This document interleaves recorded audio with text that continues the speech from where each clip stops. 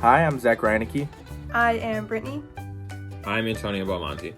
And I'm Morgan Marmarelli. So Rosemary is a transfemoral amputee, and she came to us wanting a device to help her get into and out of the ocean. She doesn't like to wear a prosthetic in the water, so the problem had some interesting challenges. And sand sucks, and you don't want that stuff getting anywhere and causing any type of problems. So we got to work. We brainstormed several different types of devices, ranging from beach scooters to runways, and we found that a modified crutch may solve the problem most efficiently. I mean, it's light, it's portable, and with an attachment to transfer her weight through her residual limb, it should be able to replicate her normal walk.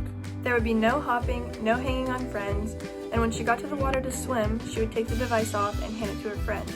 When she was ready to exit the water, she would ask her friends to retrieve it from the beach. We started out by trying to get an idea of how this product could work by making a quick mock-up of a different style of crutch inspired by existing products. And I got to be the model for testing. Now, this didn't give us the best understanding, obviously. Putting pressure on the knee is a whole lot different than putting pressure on the end of a residual limb. So we made an attachment for her crutch and a couple platforms with different geometries to try and get an understanding of how much pressure Rosemary could actually handle on her residual limb. We also tried to make solid bowls out of fiberglass and resin, but that turned out to be a disaster. We don't really talk about that much. I mean, it was fun. I had fun doing it. After we mocked up the platforms, we mailed everything to Rosemary for experimentation.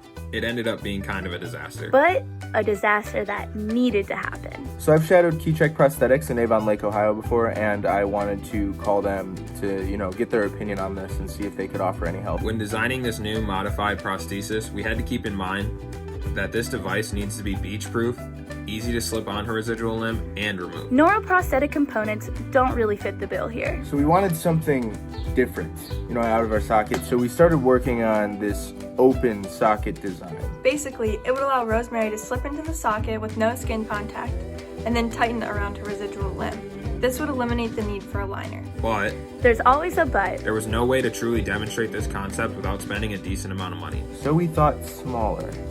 We made the socket slightly bigger than her residual limb and put a slit in the front with Velcro. Ideally, she can easily put her residual limb in without having too much skin contact and then tighten the socket to her leg using the Velcro straps. A handle is on the side to not only make sure the leg stays on, since we're avoiding the use of a liner, but it also adds some additional support. For the leg, we decided to go with PVC pipe because it's cheap, it's durable, and it will withstand the elements of the beach. The foot we chose was an existing product that allowed people to use crutches or walkers on multiple challenging terrains. We sent this first prototype to Rosemary, and the main things we wanted to know about it regarded the foot and the socket. Unfortunately, the socket was not going to be enough for Rosemary to neglect using a liner. But with the liner, the socket fit pretty well, and the handle allowed her to hold it on pretty easily. Also, Rosemary was interested in a foot with more surface area for the sand. With all of these things in mind, we got back to work. And then the pandemic really set in.